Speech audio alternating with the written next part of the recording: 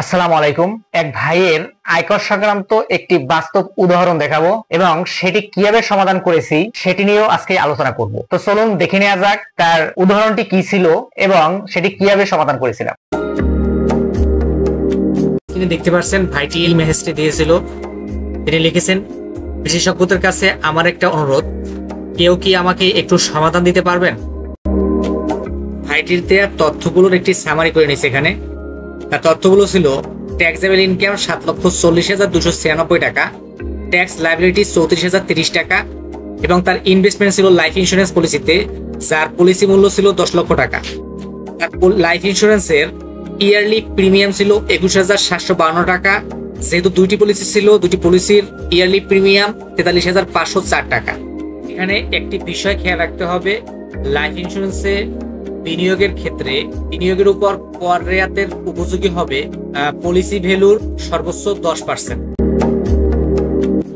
এটির প্রথম প্রশ্ন ছিল, ইনকাম ট্যাক্স অ্যাক্ট 2023 অনুযায়ী বিনিয়োগজনিত রেয়াতের পরিমাণ কত?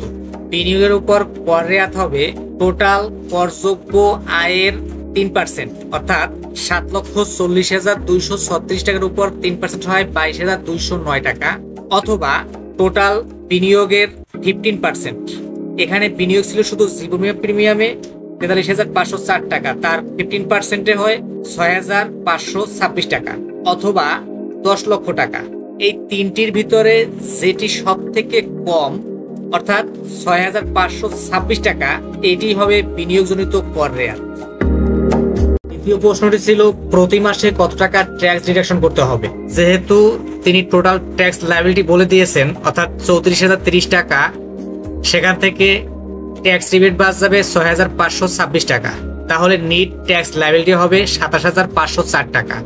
নিট ট্যাক্স লায়াবিলিটিকে যদি আমরা 12 দিয়ে ভাগ করি তাহলে পাওয়া যায় 2,292 টাকা, অর্থাৎ প্রতি মাসে স্যালারি দেওয়ার সময় তার কাছ থেকে 2,292 টাকা কর্তন করতে হবে। আপনারা যদি কোনো প্রশ্ন থাকে মেসেজের মাধ্যমে প্রশ্ন করতে পারেন, উত্তর দেওয়ার চেষ্টা করবো ইনশাআল্লাহ।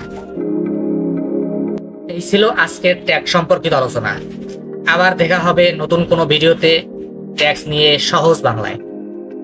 আপনার যদি কোনো প্রশ্ন বা পরামর্শ থাকে নিচে কমেন্ট করে জানাতে পারেন। ভিডিওটি উপকারী আসলে বন্ধুদের সাথে শেয়ার করুন। ধন্যবাদ। ট্যাক্স ক্রাফট একাডেমি, ট্যাক্সের জটিলতা নয়, সমাধান হোক সহজ বাংলা।